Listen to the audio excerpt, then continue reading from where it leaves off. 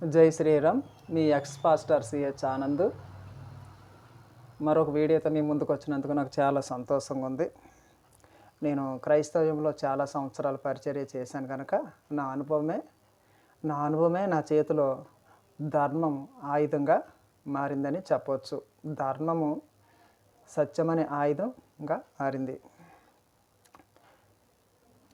క్రైస్తవ్యం వల్ల భారతదేశానికి వచ్చినటువంటి లాభం ఏంటి, నష్టం ఏంటి అని మనం చూసినట్లయితే, క్రైస్తవ్యం వల్ల భారతదేశానికి లాభం ఏమీ లేదు, నష్టమే ఉందని చెప్పొచ్చు.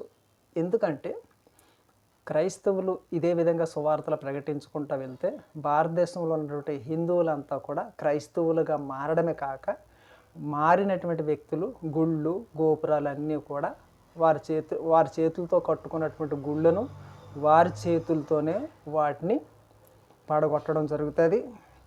వాటి స్థానంలో చర్చిలు కట్టడం జరుగుతుంది. భారతదేశం అంతా క్రైస్తవ రాజ్యంగా మారుతుంది. హిందువులు అన్నవాడు ఒక్కడు ఉంటాడు. హిందువులు సంబంధించినటువంటి గ్రంథాలు కానీ గుళ్ళు కానీ ఏమీ కూడా ఉండవని ఇది ప్రతి హిందువు కూడా తెలుసుకోవాలి. క్రైస్తవ మత బోధకులను మనము సంపూర్ణంగా నివారించలేము. అంటే వారు సువార్త పేరుతో గ్రామాల మీదకి రాక మానరు. ఈ అల్లర్లు ఆగవు. రాజ్యాంగం పర్మిషను అంటూ గ్రామాల మీదకి వస్తూనే ఉంటారు. మన సనాతన ధర్మం గురించి మనం ఎప్పుడు కూడా ఎక్కడా ప్రచారం చెయ్యం, నమ్ముకోమని కానీ ఎవరికి చెప్పం, గ్రామాల పంట తిరగం.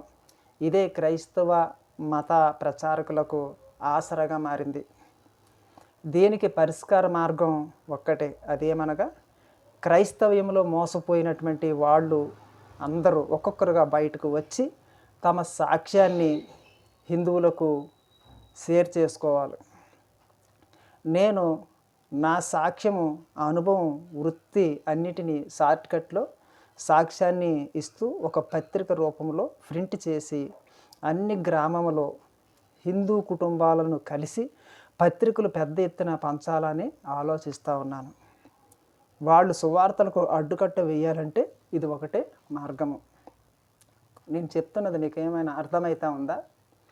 క్రైస్తవ్యంలో మోసపోయినటువంటి పాస్టర్లు, క్రైస్తవంలో మోసపోయినటువంటి విశ్వాసులు కానీ పాస్టర్లు కానీ క్రైస్తవుల నుంచి బయటకు వచ్చి తమ యొక్క అనుభవాన్ని, తమ యొక్క సాక్ష్యాన్ని ఒక పత్రిక రూపంలో ప్రింట్ వేసి, ఆ ప్రింట్ వేసినటువంటి పత్రికల్ని ప్రతి గ్రామాల్లో, ప్రతి జిల్లాల్లో, ప్రతి ఏరియాల్లో కూడా ప్రతి హిందూ కుటుంబాన్ని దర్శించి ఆ పత్రిక వాళ్ళకి మనం షేర్ చేసుకోవాలి, పంచాలి.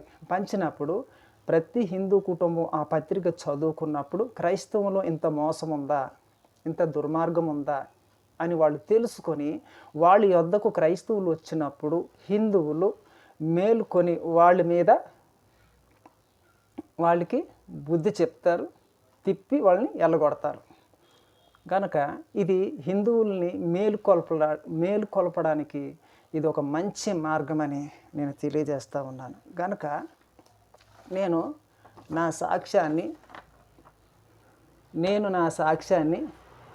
ఈ యొక్క పేపర్ మీద షార్ట్కట్లో నా యొక్క అనుభవాన్ని, వృత్తిని, పాస్టర్గా చేసిన సేవని, మోసపోయింది అంతా కూడా నేను నా సాక్ష్యాన్ని, నా అనుభవాన్ని ఒక పత్రిక రూపంలో ప్రింట్ అంచాలని ఈ పేపర్ మీద రాశాను. One side two side paper మీద రాశాను. దీన్ని తీసుకొని వెళ్ళి పత్రికకి ప్రింట్ ఇవ్వాలి. దీన్ని తీసుకొని వెళ్ళి అచ్చు వేయించాలి. అచ్చు వేయించి పత్రికల్ని ప్రింట్ చేయించాలి. నా సాక్ష్యాన్ని పత్రిక రూపంలోని ప్రింట్ వేసి వాటిని బ్యాగ్లో పెట్టుకొని ప్రతి జిల్లాల్లో, ప్రతి గ్రామాల్లో, ప్రతి ఏరియాలో హిందువుల దగ్గరికి వెళ్ళి వారితో మాట్లాడి వారిని పరిచయం చేసుకొని కుటుంబానికి ఒక పత్రిక చొప్పున పంచుకుంటూ మనము సేవ ప్రారంభించాలి. దీనికి ఏంటంటే అర్థం ఏంటంటే మన మతాన్ని పరిచయం చేయడం లేదు, మన హిందూ మతాన్ని ఇతరులకి పరిచయం చేయడం లేదు. మన హిందూ మతాన్ని నమ్ముకోమని చెప్పడం లేదు. కానీ మన హిందూ ధర్మంలో ఉన్నటువంటి వాళ్ళు క్రైస్తవ సువార్తల వలన మోసపోకుండా వారి మోసాన్ని తెలియజేయడానికి ఈ పత్రికను మనం షేర్ చేయాలి. ఎప్పుడైతే నా సాక్ష్యాన్ని ఈ పత్రిక రూపంలో ప్రతి హిందూ కుటుంబం దగ్గరికి వెళ్ళి నేను ఇచ్చినట్లయితే వాళ్ళు ఆ పత్రిక చదువుకొని ఎవరైనా పాస్టర్లు కానీ హిందువు యొక్క కుటుంబాల దగ్గరికి వచ్చి సువార్త చెప్పడానికి వచ్చినప్పుడు హిందువులు మెలకువగా ఉండి వారిని ప్రశ్నించి వారిని వెళ్ళగొడతారు. అంతేగాని ఇప్పుడు క్రైస్తవ పాస్టర్లు హిందూ కుటుంబాల దగ్గరికి వచ్చి సువార్తలు ప్రకటించేస్తూ ఉన్నారు. మన హిందువులు ఏం చేస్తున్నారంటే నిద్రపోతూ ఉన్నారు. మన హిందువులు నిద్రపోతున్నటువంటి హిందువుల దగ్గరికి క్రైస్తవ పాస్టర్లు వచ్చి సువార్త చెప్పేసి మోసం చేసి క్రైస్తవంలో కలుపుకొని తీసుకెళ్ళిపోతూ ఉన్నారు. వాళ్ళు మాయ మాటలు నమ్మి క్రైస్తవంలోకి వెళ్ళిపోతున్నారు హిందువులు. కనుక నిద్రపోతున్నటువంటి మన హిందువుల్ని మేలుకొల్పాలి.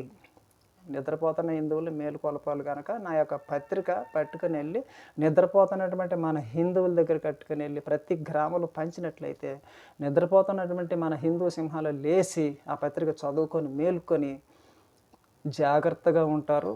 క్రైస్తవుల వల్ల మోసపోరు. పైగా వాళ్ళ దగ్గరికి వచ్చినటువంటి పాస్టర్లకి విశ్వాసులకి బుద్ధి చెప్పి గుణపాఠం చెప్పి వెనక్కి తిప్పి పంపుతారు. కనుక ఇది సరైనటువంటి పరిచర్య, సరైనటువంటి మార్గం. కనుక ఈ పత్రిక ప్రింట్ వేయడానికి ఖర్చుతో కూడినటువంటి విషయం. ఈ పత్రిక ప్రింట్ వేయాలంటే చాలా ఖర్చు అవుతుంది. కనుక ఆలోచించండి. నేను క్రైస్తవంలో మోసపోయి నేను ఈ ఛానల్ పెట్టకుండా ఉన్నట్లయితే ఈ విషయాలు మీకు తెలియవు. నేను క్రైస్తవంలో మోసపోయాను, నేను గమ్మున ఉన్నాను అనుకో, ఇక ఉన్న క్రైస్తవులు కూడా క్రైస్తవులు ఉన్నటువంటి విశ్వాసులు కూడా వారి సత్యం తెలుసుకోరు, హిందువులు కూడా మోసపోతారు. కనుక క్రైస్తవం చేస్తున్నటువంటి మోసాలని బట్టబయలు చేయాలని నేను గమ్మున ఉండకుండా ఈ ఛానల్ పెట్టాను. ఈ ఛానల్ పెట్టి మీకు అందరికీ తెలియజేస్తున్నాను. తెలియజేయడమే కాదు కదా, మన భారతదేశంలో ఉన్నటువంటి హిందువులను అందరినీ కాపాడాలని వారందరికీ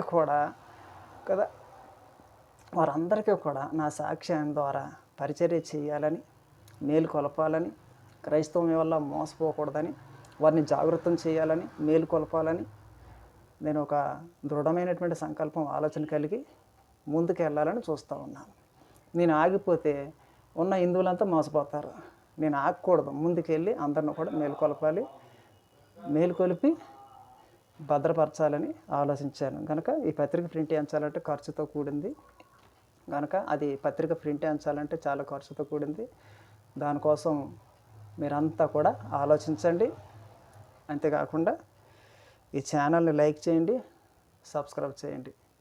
జై శ్రీరామ్. Thank you.